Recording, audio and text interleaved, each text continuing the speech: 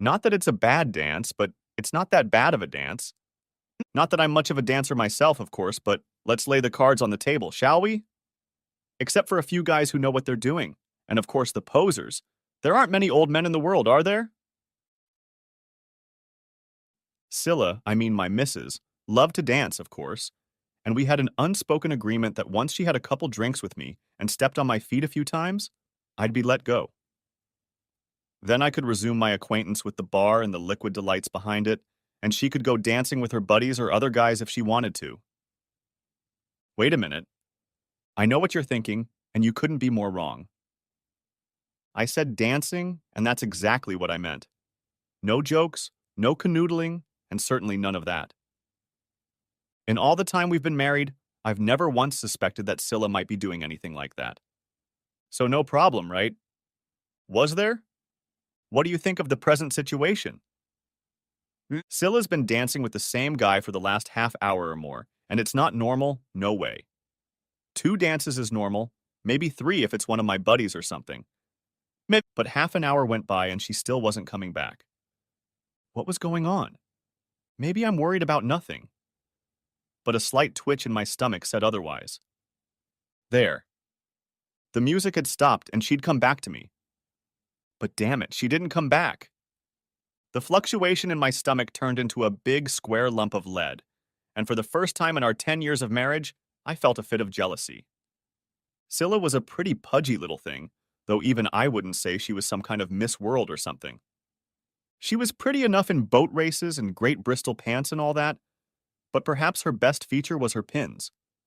Beautiful, long, and slender, they were and seemed to go on forever. That's why, even at the age of 39, Scylla could still wear such short skirts when we went out for the evening. But she still danced with him, that guy. 6 feet tall, a little skinny, with dark blonde hair. The complete opposite of my 5'10", dark hair, and thicker build. What the hell did she see in this guy? Jesus. This must be the 6th or 7th dance they've done together. Time for some action.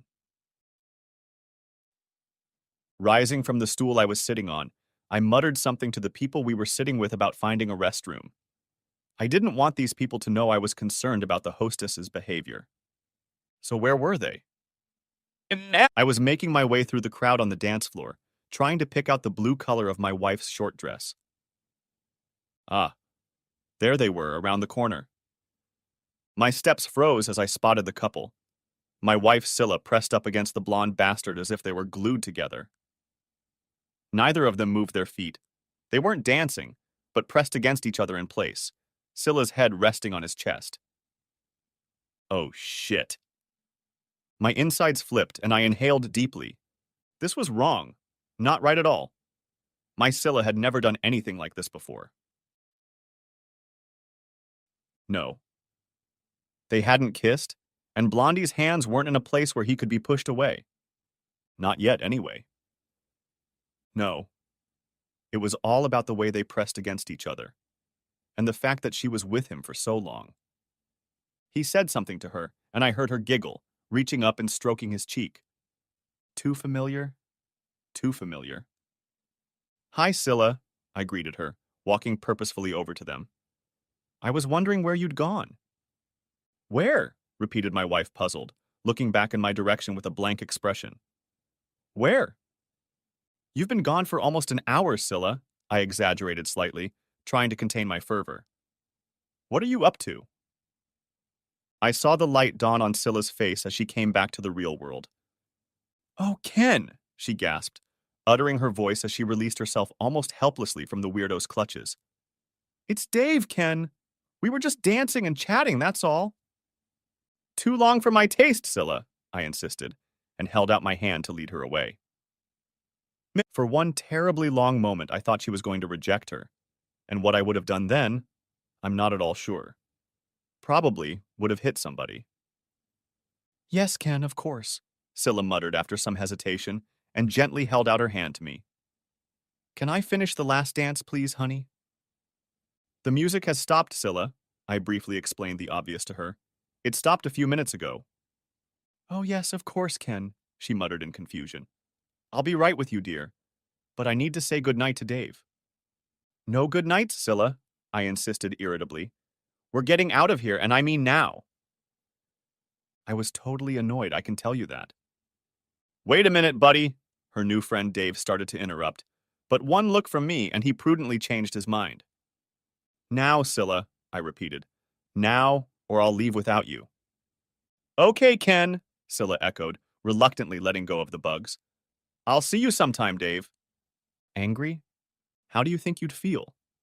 How would you feel? What the hell do you think you're playing with Scylla for? I almost yelled at my goddamn missus as I dragged her back to the bar. Who was that damn guy? What were you doing with him? Nothing, Ken, Scylla fought back. Nothing at all, but it got me thinking, that's all. Think about it. Think? I think it was a lot more than thinking. Scylla looked at me intently, and I realized she had a habit of looking me in the eye. But not this evening, and that was for sure. We need to talk, Ken, she finally said quietly. Let's go home and we can talk. Not home, Scylla, I exploded, recoiling at those dreadful words, which I in no way expected to hear from my mistress. If we must talk, there is no better time than now. Better at home when we're on our own, sweetheart, she insisted. But I refused, urging her to come clean while on the verge of a breakdown. Okay, she agreed, but hear me out. I agreed, horrified at what she was about to tell me, but I agreed, utterly confused and wondering if the next few moments would sound the death knell of what I envisioned as our perfect marriage. It's not a sudden decision, dear, Scylla began. I've been mulling it over for a month or more, but the time has come, and I've decided to take the promise you made to me. Promise? What bloody promise? I never promised you that you could go on like this with another man. The night before our wedding, Scylla reminded me, you made me a promise, and the time has come, darling. What promise? Muttered I, suddenly feeling very, very empty inside. I don't remember any promise. But I had lied. Oh God, how I had lied. I'd made her a promise, just like she'd said, even though I'd put it out of my mind long ago. I think you remember Ken, Scylla said quietly, avoiding my gaze. I'm sorry, dear, and I don't want to hurt you. I'll be 40 in a few months, but as much as I love you, I think it's time. Oh, shit. For Chris's sake, how could I make a promise like that? Let's go back a few years, shall we? The night I first met my Scylla. We, of course, were in a small jazz club in South London, although at the time, neither of us knew the other was there. And there was a break in the music, and the people around me stood up to refill their drinks. How do I get rid of him, Anne? I heard a pretty young woman standing directly in front of me address her friend. I don't mean to be rude, but I really don't like him. Well, he went to buy us drinks, Scylla, her friend told her. We can just leave without saying anything. I can't do that to him, the pretty blonde with long legs told her friend. It's not that he's awful or annoying or anything. I just don't like him. I looked at the girl and glanced twice at the sheer length of slender leg that stuck out from under the hem of her miniskirt. Maybe I could help a girl with a pair of stilettos like that. I have to say that at the time I had been divorced from my first landlady for 2 years, and all I could say was that I was spending time with the ladies. Hello, you two, I murmured, leaning forward between them. May I offer my services? They both stared at me like I was someone from another planet. I overheard your words, I told them. I can help you. Pretend to be your boyfriend or something. I don't have a boyfriend, the pretty blonde protested. And what does this have to do with you anyway? Further discussion was interrupted by the appearance of the boyfriend lover, who placed a tray of drinks in front of the two girls. Generally speaking, I could see why the girls weren't thrilled with him. Ah, quipped I dumbfounded him, deciding to go the other way. Is it for my sister and her friend? Yeah, I guess so, he nervously replied, looking at me uncertainly. And this must be for me, I continued, picking up the beer he had so obviously bought for himself. Thanks a lot, buddy. That's damn nice of you. Your sister? The poor guy asked grudgingly, watching his pint of ale begin to rapidly disappear down my throat. Yes, I replied with a smile. I've come to take her home. Home? Repeated the lover, his disappointment evident. Home? Copied my newly acquired sister and her friend, equally surprised. Yes, home, I continued nonchalantly, smiling at the pretty blonde. You promised your mom you'd be home early tonight. Okay, I was taking a risk, and judging by the look on her face, I was about to be burned in a beautiful, glorious flame. But a cocky bastard like me has had worse failures. But then help came from another source. Could you give me a ride too? Asked Anne, and started to gather her purse and things. Sure, Anne, I replied, surprising even myself by remembering her name, and got up to walk them out, taking the blonde's hand as she rose hesitantly on long, slender legs. Thanks for the drink, mate, I addressed the hapless guy, who was still standing there with a lost look, quickly draining the pint I just snatched from under his nose. Drink up, girls, and thank this nice man, I admonished my young charges, who did so, muttering words of thanks. We must go home now. But, but, but, pronounced the poor fellow. They're not little girls. They must be at least 20. Yeah, but you can't be too careful these days, I teased him somewhat unfairly. So unfair that I suddenly felt very guilty. Look, see that redhead in the jeans over there? Yeah, he confirmed, looking at the redhead, one of my occasional bed companions when I wasn't being too picky. The one with the nose ring and the tattoo. That's her, I continued cheerfully, squeezing a tenner into his hand. Go buy her a vodka and tonic and tell her you're a friend of Ken. Don't let her down, sunshine. No one does. Vodka and tonic, he repeated, slightly puzzled by the unexpected turn of events. There you go, I said, clapping him on the shoulder. Have one for yourself too, now that you've got it. With those words, I led the two giggling girls away from the table, not wanting to look back. You cheeky bloodsucker, laughed Anne as we walked out the door. You pinched the poor fellow's beer. Nonsense, young lady, I replied with a smirk. I bought him another and set him up with Lily. Right, Anne agreed. By the way, this is Scylla, and I'm afraid we're both closer to 30 than 20. That's okay, I replied. I'm over 30, so that's even better. At that moment, I pulled up in front of my car, a 6-month-old top-of-the-line Jaguar supplied by my company, and their eyes widened slightly. Damn, this is what I bought it for. After all, I was their best salesman. Well, ladies, what's up? I asked them. Are you two going to go about your business, or are we going out for another drink? A drink, Ken. Definitely a drink, Scylla purred, hardly the first words she uttered. Anne stared at Jaguar, then at me, then agreed, and we went merrily on our way. Next chapter. The rest of the evening went well, and the three of us had a lot of fun. They discovered that I couldn't dance for peanuts, but that I was good company, and I discovered that they were not only cute, but smart. What surprised me was that Scylla became religious at some stage and went abroad as a volunteer straight out of university. She didn't elaborate on why, but she became disillusioned with this life and her church and only recently returned to the UK. I was not alarmed by this. I was never particularly into religion. A few very pleasant hours passed and we decided to call it a night. It was back to my Jag, and I was wondering where the evening would go next.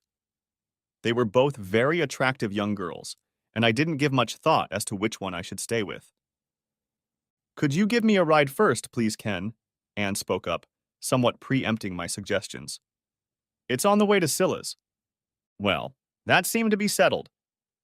We pulled up to Anne's house, and I jumped out of the car to open the door for her, acting the mature gentleman. I walked her to the front door and went to say goodnight.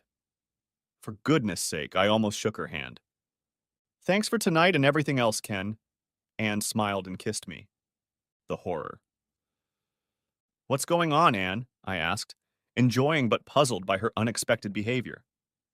Why the hell did you first ask me for a ride and then start kissing me like that? Glad you asked Ken, she replied sadly. But the last time you came to the bar, we flipped a coin and Scylla won. Oh, I'm not often at a loss for words. Be careful with her, Ken. She leads a bit of a withdrawn life and isn't very experienced. Oh dear. Perhaps I've been won over by the wrong girl.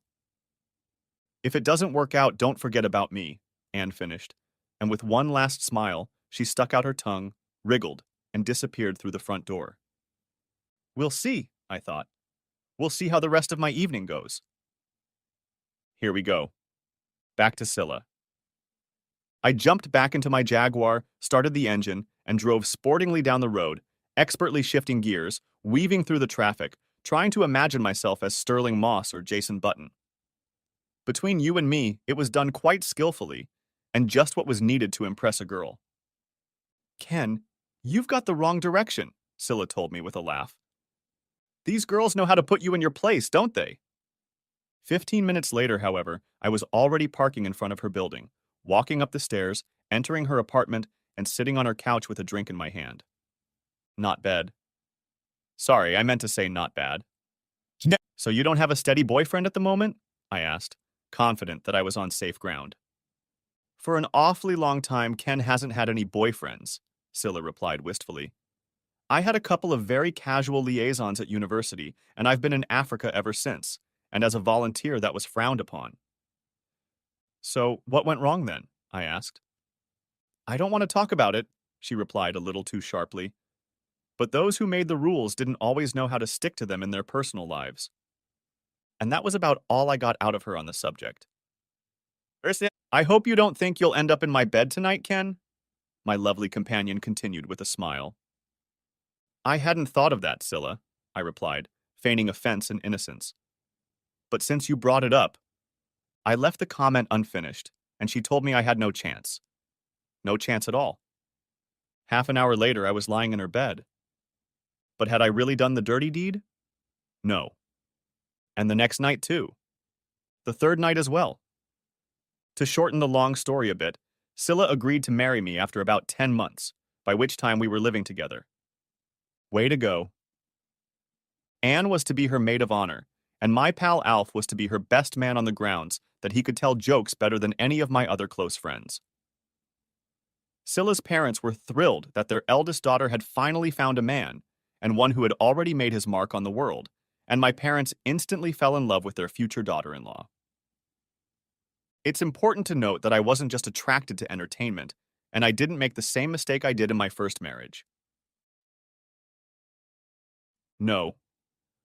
Scylla and I already had many interests in common, and we had already tried several of them with great success. No. I didn't become a regular at church, but I did go to services a few times, and even happily agreed to a church wedding. Everyone was happy. Everything was perfect. Nothing could go wrong on this wonderful day.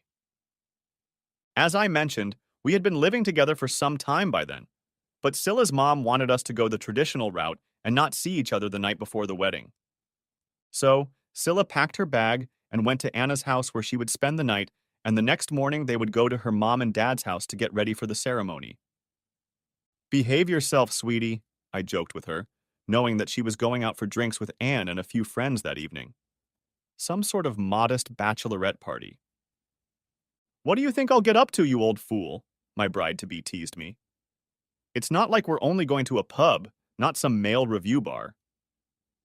I picked you up at the pub, mind you, Scylla, I laughed, handing her my jacket. There's plenty of other guys there who'd be happy to have a chat with a hottie like you. I expected her to laugh. You know, laugh or make some funny comment in response. But she didn't. No, she didn't. Well, that won't happen any more now, will it, Ken? Said Scylla, with a strange note in her voice. From now on, no more boys flirting with me. You mean you want other men hanging out with you, Scylla? I asked cautiously. I wasn't too keen on where this conversation was leading. No, of course not, Ken, Scylla immediately replied. Just... Oh, I'm silly, Ken, just don't mind me. Do you really want to marry me, Scylla? Demanded I, grabbing her hand and pulling her to me. You haven't changed your mind? No, of course not, honey, she replied, smiling at me and then reaching up to kiss me. I'm just emotional and stupid. With those words, Scylla laughed lightly, picked up her overnight bag and headed for the door. I'll see you at church tomorrow, Ken, she said back to me. I love you. Panic gone, I pulled myself together and popped down to the pub for a last pint of beer with my mates. I'd already had a stag party a few nights before, and remembering the state I was in after my first stag party before my previous marriage, I toned it down a bit. The evening passed pleasantly enough, mostly chatting about Arsenal's recent brilliant win over Chelsea, how unlucky we were not to score a sixth goal, and the fact that the two penalties the referee, a blind goon, somehow missed could have made it eighth. By the time I got back to our house quite late, I had forgotten about that little spat with Scylla and was looking forward to a cup of tea in bed. Dring dring. Dring dring. Dring dring. Dring dring. The damn phone greeted me as I walked through the door. Hello, Ken Thompson. Thank God you're finally here, Anne greeted me. This is the third time I've called. What's wrong, Anne? I asked, immediately worried about what had happened. Is Scylla all right? She's fine, Ken, but you'd better get here as soon as possible. Why? What's happened? Shrieked I in alarm. Has there been an accident? No, not an accident, replied Anne. But you need to come and deal with Scylla if you still want to get married in the morning. My stomach churned. Deal with Scylla? What the hell happened at her bachelorette party, for heaven's sake? As you can imagine, my thoughts went to the obvious. What the hell had she done, and with whom? But Anne didn't probe any further and insisted I put on my skates and go to her place. My brain worked overtime, breaking more speed limits than it should have as I raced the 5 miles to Anne's little apartment. What happened? What happened? Where's Scylla? Is she all right? She hasn't done anything stupid, has she? I peppered Anne with questions from the moment she opened the door for me, and only stopped when she handed me a cup of tea. Let's face it.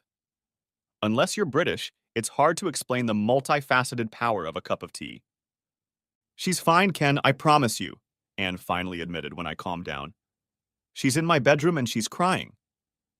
Oh God, no, I muttered, assuming the worst and wondering what kind of guy she'd ended up with and what they'd been up to. Tell me honestly, Anne, I'm begging you. How bad is it? What did Scylla do? Not so much what she's done, Ken, she replied quietly. Rather, what she hasn't done. I could tell by my look that I had no idea what she was talking about. Ken, Anne began slowly, not knowing how to explain. We've had groups of guys in the pub hitting on us constantly since we arrived. 8 girls like us dressed to the hilt, so I suppose they might well have thought we were all tipsy. So what did Scylla do to Anne? Demanded I. Please, just tell me. I'm sure I can forgive her. It wasn't her, Ken, Anne continued. It was all of us. Well, everyone except June and Tina.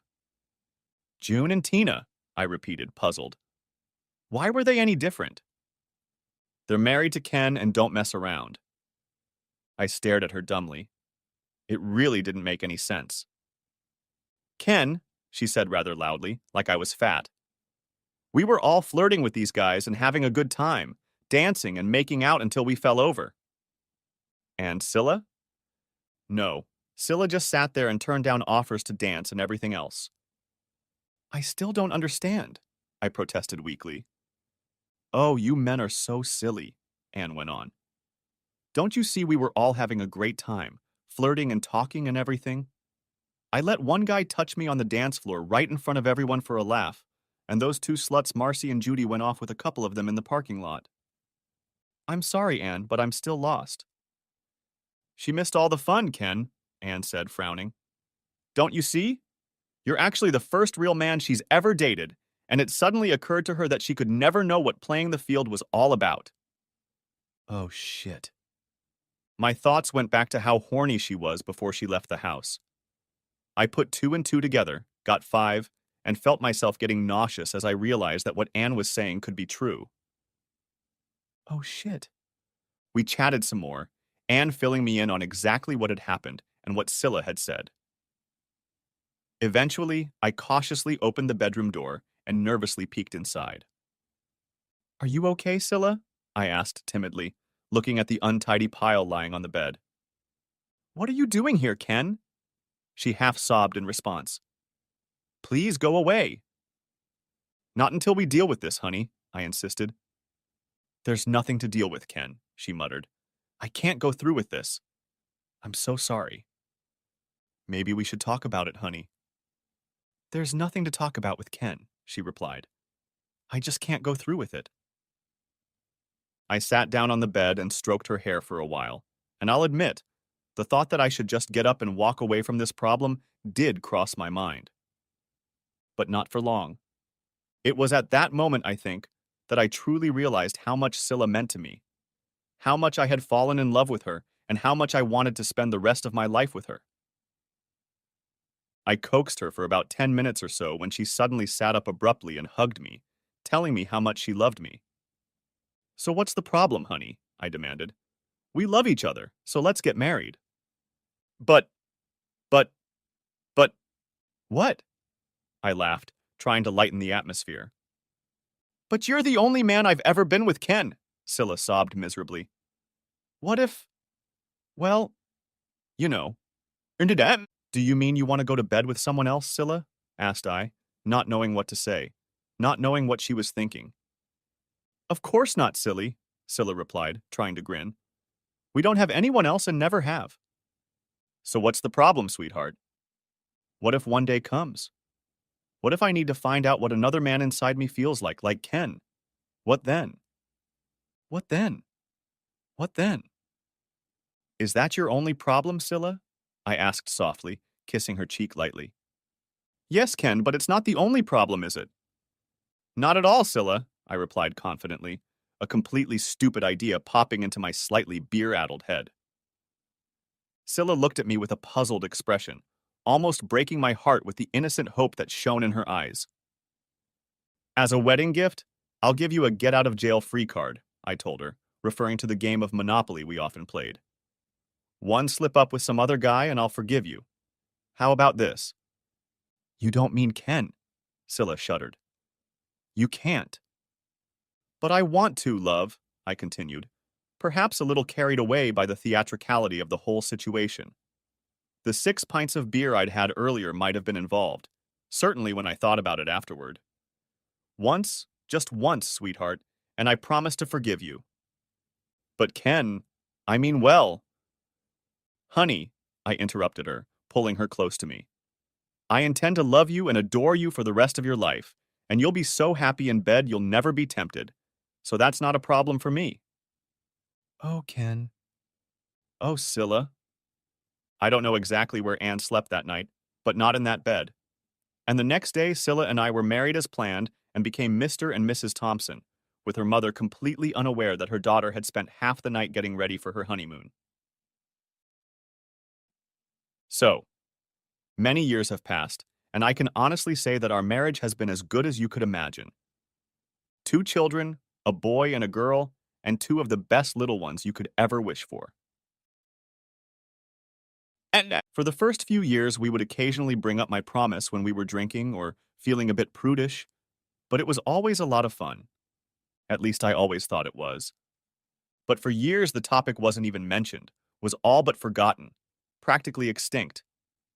And then that dance came to mind, and my nightmare reared its ugly head. Oh, damn it, damn it. What the hell was I going to do? I think we'd better go home and talk things over like I suggested, Ken, Scylla whispered, taking my hand and really taking control, guiding me towards the exit. I'm sorry, darling, but it's been building up inside me and there's no way it's going away. In a daze, I let myself be led out of the club and back to our car. I didn't even know how to drive, and anyway, Scylla left me no choice, sitting me behind the wheel and turning on the ignition. It won't be that bad, honey, she told me, oh so gently. We'll work it out amongst ourselves, and I promise it'll be okay. I wasn't so sure, but I was so focused on holding back my tears that I couldn't answer. Back at my house, a more luxurious apartment than the one I had when we first met, we walked in. I was still in a daze and paid the babysitter. Well, Ken, my loving wife began, are you ready to discuss this, dear, or shall we leave it until tomorrow? Won't you change your mind tomorrow, Scylla? Asked I. No, she answered firmly. I'm sorry, but I've already made up my mind. Then we had better talk about it now, I suppose, Scylla. But for heaven's sake, stop asking for forgiveness all the time. All right, Ken, Scylla replied calmly. I'm sorry. For God's sake, stop apologizing, I shouted at her. I can't stand it. Yes, I'm sorry, Ken, gasped Scylla, looking at me anxiously. I'm sorry, but I can't help it. Screw this, I shouted, finally losing my temper. I'm going to bed, do whatever the hell you want. Well, no solution, was there? All I was doing was delaying the dreaded moment of truth. Although Scylla retained the very innocence that first attracted me, I knew she also had a strength of character that didn't tolerate bickering. I wasn't going to just stand there and let her overstep her bounds, let her get her way without a fight. But I made a promise. A lot of water had flowed off the bridge since then, but a promise is a promise. My spirits plummeted when I realized that my marriage was on the precipice of a precipice. We've raised our children to trust, honor, obey, and all that, and here I am at a crossroads, and the person I love most in the world is asking me to keep a promise I made to her. Oh, damn it. Oh, damn it. The next morning was Sunday, and although Scylla still went to church often, she chose not to on this day. I spent the night tossing and turning, and at some point my wife got up, unable to sleep from my constant movement, and went to the spare bed. I knew she needed more sleep than anyone else, but I wasn't the least bit encouraged. A full English breakfast was waiting for me when I came downstairs, and that was enough to know that her speech from the night before had been planned. I only received such favor on special occasions, and I suppose to inform me that she was going to cheat on me was considered special even in Scylla's brain. Where are the children? I asked Scylla, noticing the unusual silence in the house. They've gone out with Ted and Andrea for the day, Scylla told me. They won't be back until this evening. I looked up at her, even stared at her, but she lowered her gaze, clearly very embarrassed. You planned this, Scylla, didn't you? I asked. Yes, she muttered quietly. I'm sorry. I didn't mean to say sorry again. Oh God, I'm sorry, Ken. I threw her a lewd look, and she opened her mouth again to say something, but didn't, just shrugged, lost in speculation. Look, Scylla, I know you're sorry and all, but what do we do next? I haven't changed my mind, Ken, Scylla went on. I meant what I said last night. It's something I just have to do. But I love you very much, honey, and I want to make things as easy for you as possible. And how the hell are you going to make it easy for me to put up with my wife being entertained by another man? I asked her. What are you going to do? Are you going to let me watch or something? If you want Ken, Scylla surprised me. I know some men enjoy that sort of thing, darling. What? That depends on the guy, of course, and I wouldn't want it the first time. Scylla, I said firmly, raising my voice considerably. I don't want you to make love to anyone else, and I assure you I certainly don't want to watch you do it. Oh, she replied uncertainly. I just thought you might want to.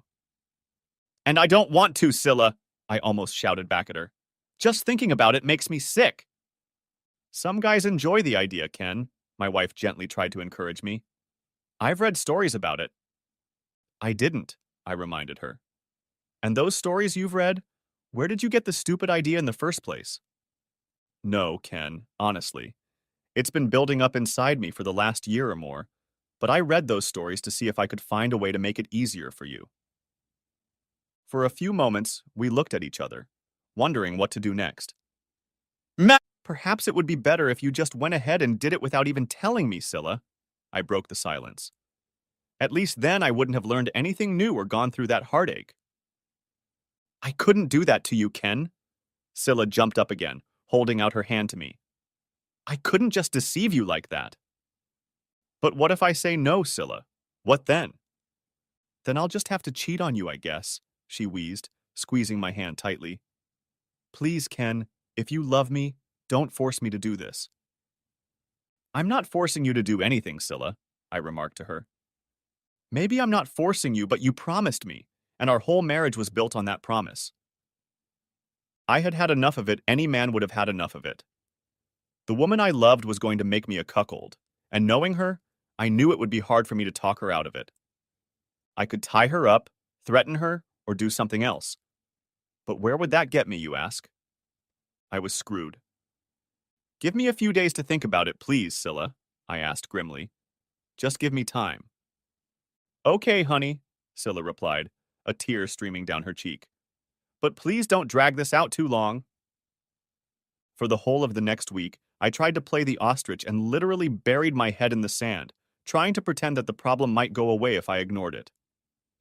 Scylla moved cautiously around me, carefully watching what she said. Several times, she started to say something and was interrupted, and it didn't take much common sense to guess what was on her mind. I was talking to one Ken, muttered my wife one morning at breakfast, then fell silent. With who?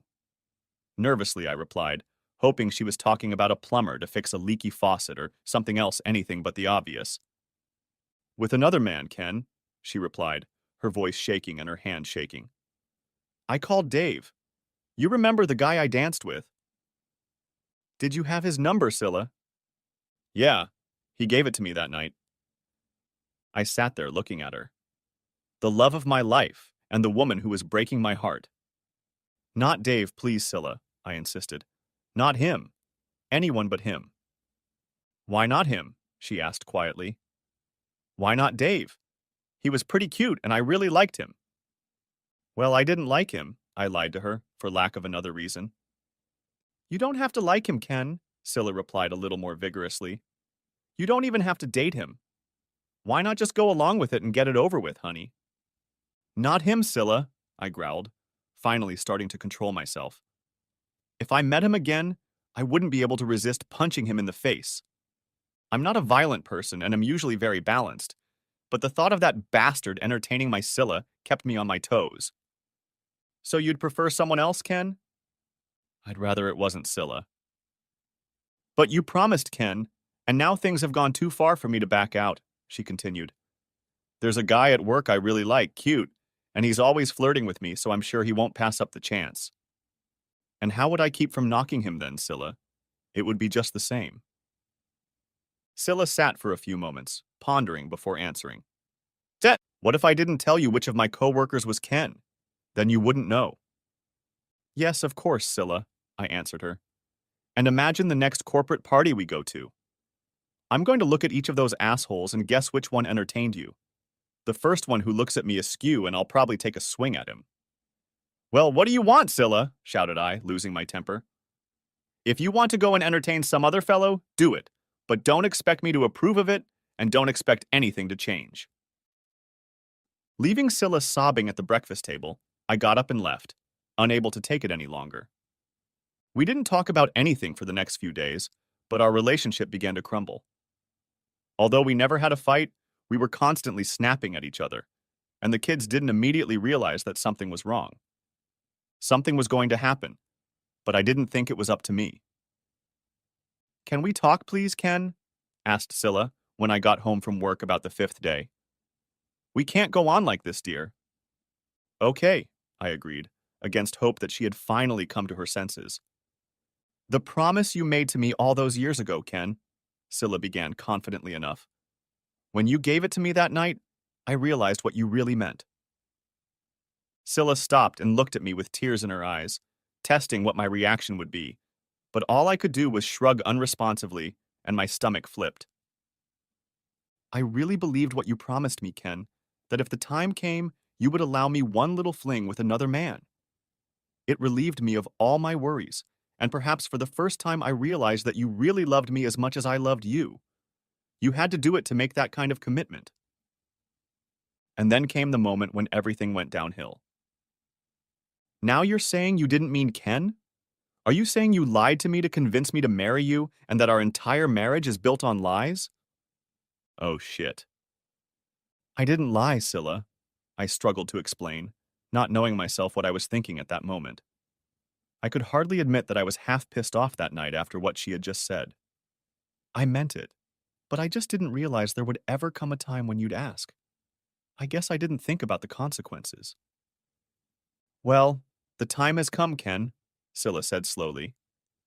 I'm sorry, darling, but I just need to find out what another man is like while I'm still young and attractive enough. By this time, we both had tears streaming down our faces, But Scylla wasn't backing down, and neither was I. So what was it that had Scylla so suddenly attracted to you? I asked. Why now, after all these years?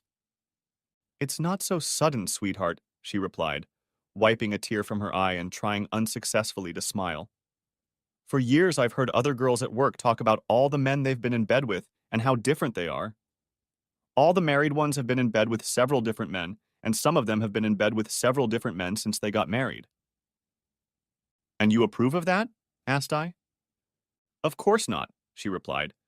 They did it behind their husband's back, and that's adultery. Besides, they didn't have a promise like I did, and their marriage wasn't based on such a promise. How about if I went with another woman, Scylla? I demanded, trying to talk some sense into her. How would you have felt? Would you put up with it? No, Ken, I wouldn't, Scylla burst out with an angry expression on her face. That would be cheating, and I could never put up with it. If you cheated on me, Ken, I'd leave you. But you want to cheat on me, Scylla, I shouted back. How in the hell do you think I want some other guy to entertain you?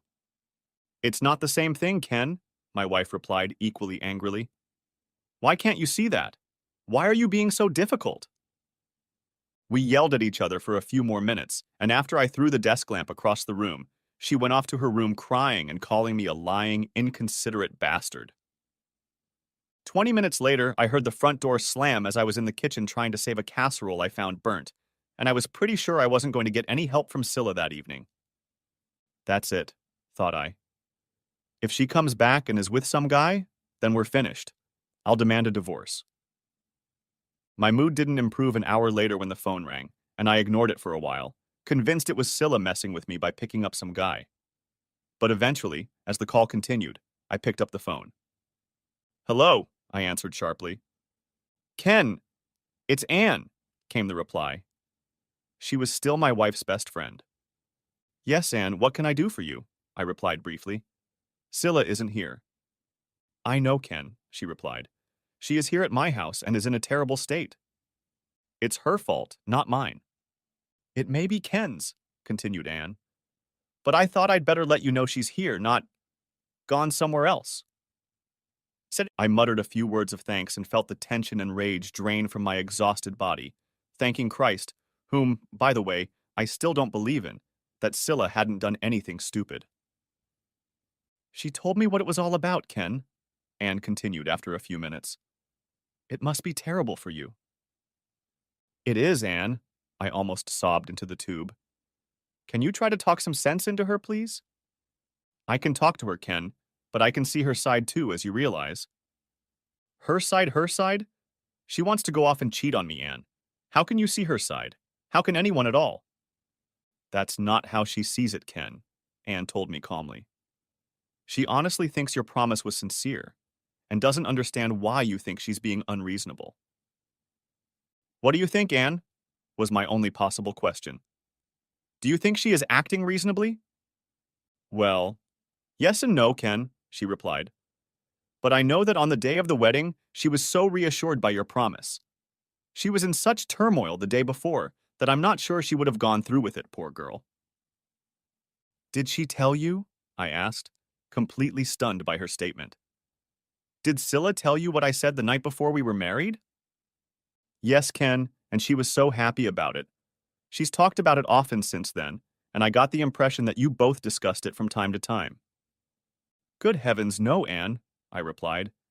She teased me a few times in the early days, and I joked about it too. But the subject didn't come up for years until Scylla struck a nerve with me the other day. Oh, dear Ken, sympathized Anne.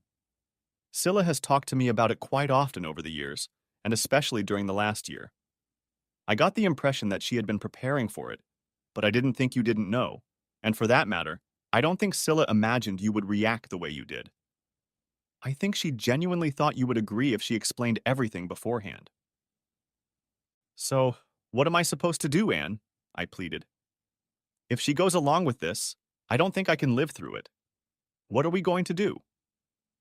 You know what she's like, Ken, Anne reminded me. With her religious background, Scylla has very firm, unshakable notions, and to her a solemn promise is a promise to keep. If she fulfills it, I can understand how you would feel, but if you stop her, she may never trust you again. So my marriage is over no matter what I do, I complained unhappily, not knowing where to go from here. I'm adrift without a paddle. You could try seeing some counseling, Anne suggested. You know, one of those marriage helpers. And where the hell am I going to find such a counselor on short notice, Anne? It seems to me that Scylla isn't going to stick around for long. That's right, Ken. Scylla's just ready to climb a lamppost for this. She still loves you, but she feels you're being unfair. Like you're deceiving her about something. Oh my god, I can't win, can I? Maybe I could help Ken, Anne interjected. I've known you both for some time now. It was like grasping at straws, but I accepted her suggestion, agreeing to have Scylla stay the night at Anne's house, and the next day they returned to our house for a sort of war council. I can say I wasn't looking forward to it. Hi, Ken, Anne exclaimed the next day as they entered the house. Hi, honey, Scylla added, much more reservedly. We hesitated, not knowing whether to enclose each other in a welcoming embrace. Eventually, I took her in my arms to kiss her, but she turned her cheek to me. Damn good start, I remarked angrily, pushing her away from me. I'm sorry, honey, she replied. I don't know what made me do that. Stop fighting, Anne told us, taking matters into her own hands. Ken is sitting here, and Scylla is over there. Anne briefly outlined the situation as she saw it, and Scylla sat there looking unhappy, but perhaps not as unhappy as I was. Then she let us both have our say. Scylla said that she took the promise seriously, and that considering that I was practically the only man who had ever kissed her, I should realize how important it was to her. She felt that it would be unfair of me to renege on my promise just because it had taken her so long to make it. She was still very much in love with me, although my behavior over the past few days had shocked her somewhat, and she questioned whether I really still loved her. After all, it's just entertainment, she finished. Just to see how another man feels. It won't affect my feelings for my husband in any way. Your turn, Ken, Anne said. Try to be brief. I'll try, I replied, trying to remain calm. I admit I made a promise, but I never believed it would happen. But that's not the point. The thought of another man making love to my wife makes me nauseous. If you want me to, I've changed my mind, and I won't stand by and accept what you want to do. I then fell silent until I said something stupid, immediately regretting not telling her I still loved her. Then I'm just obsessed, Scylla objected. You can't stand the thought of another man taking advantage of your precious bloody property. It's not fair, Scylla, Anne intervened, before I had a chance to stick my paddle in again. I think you owe Ken an apology. He doesn't want me to apologize. He told me so, she replied, and the situation spiraled out of control again as I couldn't resist calling her a silly cow for her stupid remark. Shut up, you two, Anne reassured us. If you're going to keep this up, you'd better get a divorce. Divorced? Divorce? Sobbed Scylla, jumping to her feet. I don't want a divorce. I love Ken, and I don't want to leave him. Then sit down and shut up, Scylla, Anne told her. Or that's exactly where you might end up. Having calmed down at least partially, Anne continued. Is there any way you can agree with this, Ken? She asked me. At least once. I can't imagine a single time, Anne, I told her. How do I know that one time will be enough for her? That's a good question, Ken, Anne replied. Have you thought about it, Scylla? No, not really, she muttered in reply. But it would be just for fun and only once, just as he promised me. And what if you developed feelings for another guy, Scylla? Continued Anne. But I wouldn't, Anne. It would only be once and only for fun. That no preliminary evening with a candlelit dinner, Scylla, continued Anne. No hand-holding and kissing and all that nonsense. I don't find that very attractive, Scylla. Scylla put her face down on her hands and thought for a moment before answering. Well, yeah, I guess I was expecting a bit of romance. It wouldn't have been very enjoyable without it. So it's a quick dinner, pawing in the parking lot, and then going back to his house to snuggle in bed? I threw in sarcastically, slipping the knife in. No, sobbed Scylla. Not like that at all. I want a man to romanticize me and take the time to seduce me. You've read too many damn magazine articles, you stupid woman, I replied. That's not fair, Ken, Anne interrupted. Women don't think the same way men do. If Scylla is only going to do it once, it's her only chance, and she wants it to be like a fairy tale. And then go back to boring old me, you mean? I snapped angrily, and we all sat there looking at each other. And carry on with our boring old lives like we used to. Is that your main problem, Ken? Asked Anne thoughtfully. What? Snapped I. That Scylla will compare you to someone else. That she might accidentally find someone better than you in bed. With a sinking heart, I realized that Anne had caught the main problem. Not the only one, of course, but a big one. A huge one for any guy. It occurred to me, I whispered my confession. How would you feel, Scylla? She turned to my wife. If you experienced sensations you had never felt before, would you be able to forget him? Would you be able to go back and be as happy as you used to be with Ken? It blew my mind, I can tell you that. But before I could say anything, all hell broke loose. Now you're both coming at me, Scylla shrieked, jumping to her feet. Neither of you realize what I've been through. None of you realize how much I need to know what another man is like. I thought you would understand me, Anne. I thought you were my friend. I am Scylla, protested Anne. I'm just trying to... Before she could finish her sentence, Scylla shouted at her. Shut up, both of you!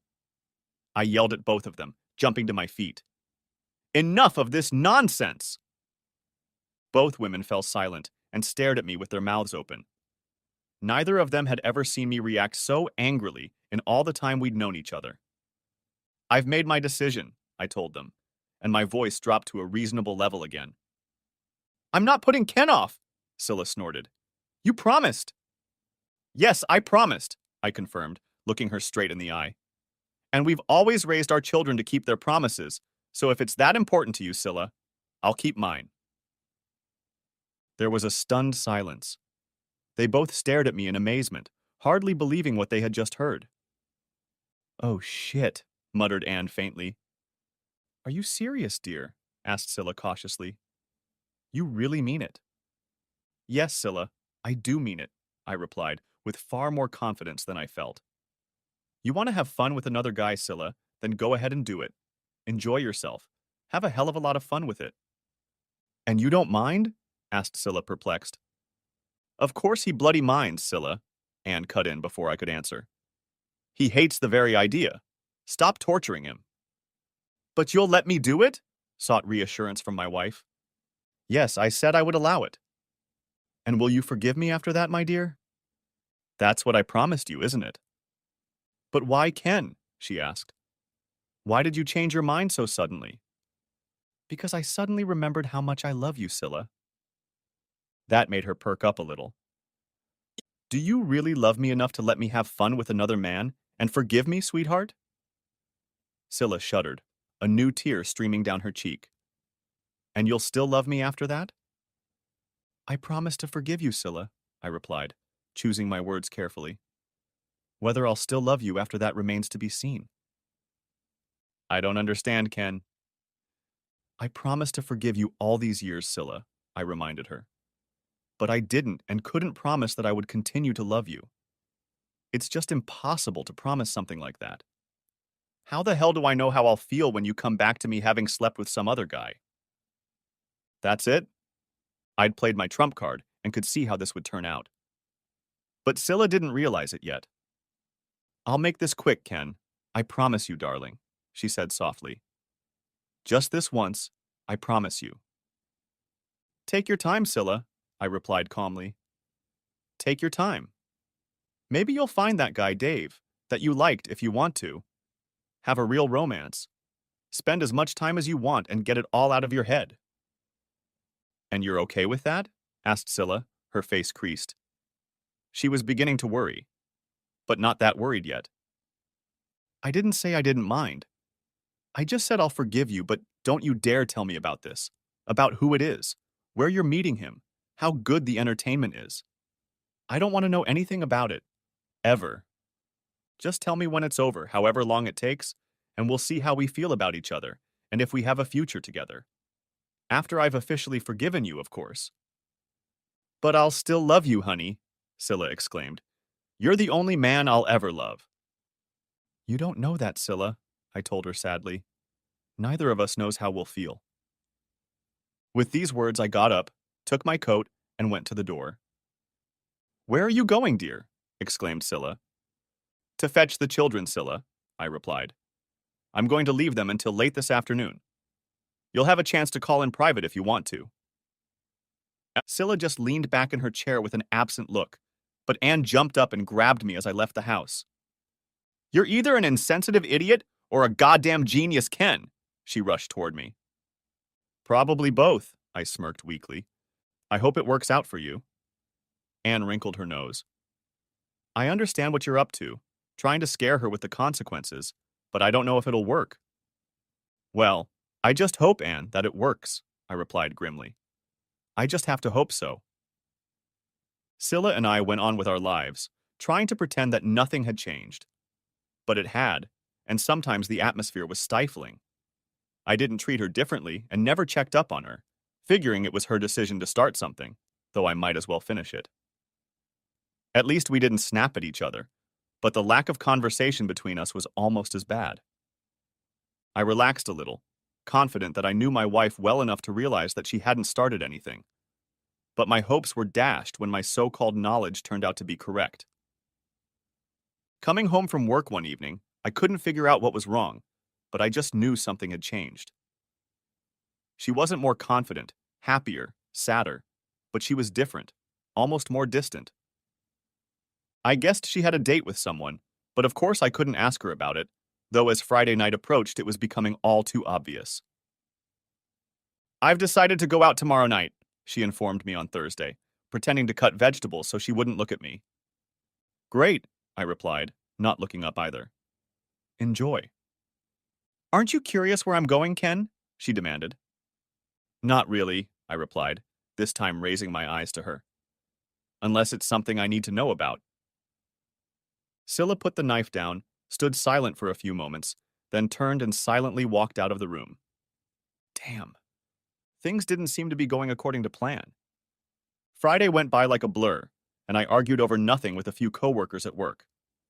It wasn't their fault, of course, but the situation wasn't my fault either. Except in part, of course. Or maybe it was all my damn fault. When I arrived that evening, Scylla was already home, and my dinner was ready to be put in the microwave later. There was even a bottle of decent red wine on the table, already open and breathing. The expression, a man condemned to death eats a hearty breakfast, came to mind, and while I doubted I'd be able to eat most of the meal she'd prepared, I had no doubt the wine wouldn't take long to arrive. Hello, dear, Scylla greeted me as she descended the stairs. Have you seen the wine I left for you? Is it the right one? It'll do, I replied grumpily. By God, she looked beautiful. Scylla just looked beautiful, and I had to turn my head away because I felt like I was choking. Then I'll go, Ken, Scylla announced quietly. I'll be back before midnight. Are you sure you want to go through with this, Scylla? I asked, though it sounded like nothing more than a quack. One last attempt to talk her out of it. I have to, sweetheart, she whispered back to me. But don't worry, honey. I don't plan on going all the way tonight. I'm just going to see how comfortable I'd be dating another man first. And that's supposed to make me feel better? My anger started to build again. I guess not, sweetheart, Scylla muttered back, leaning over to kiss me goodbye. I have to go now. Save the kisses for your lover, I growled, turning to face her to avoid her embrace. Scylla raised her head in surprise, stared at me in silence for a few moments, then turned and headed for the door. Enjoy yourself, I sarcastically shouted after her. Next chapter. I sat there wondering where I had gone wrong. What else could I have done? It was the 21st century, and the days of a man dragging his woman by the hair and physically submitting her to his will were long gone.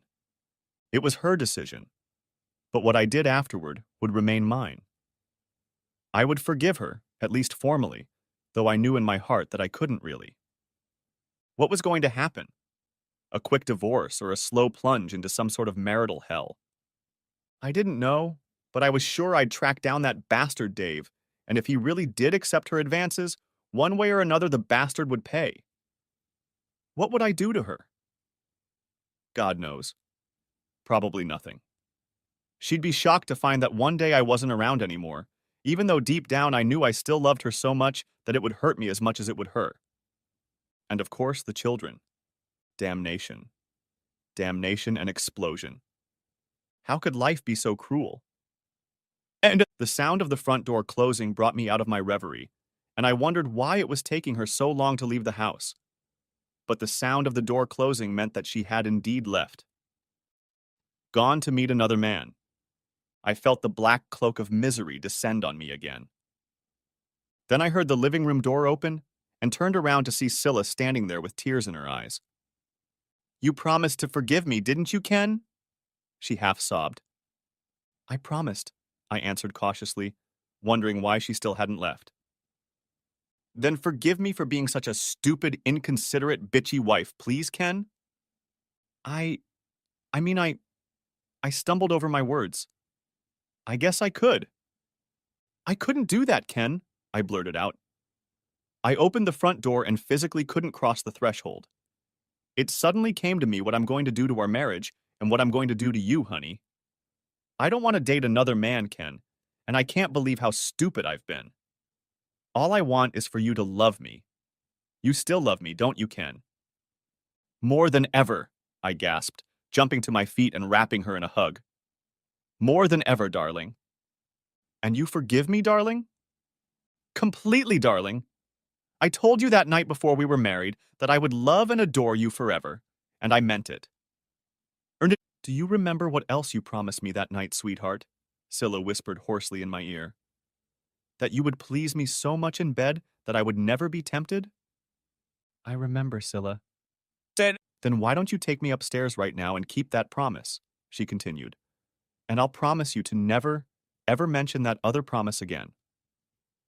I grinned, took her hand, and led her toward the stairs. Scylla and I were about to start the first day of the rest of our lives, and all was well again at the Thompson house. Thank you, Lord. Oh, I forgot. I wasn't supposed to believe in him, was I? The end. Thanks for watching. I hope you enjoyed it. So subscribe to my channel and watch the next video.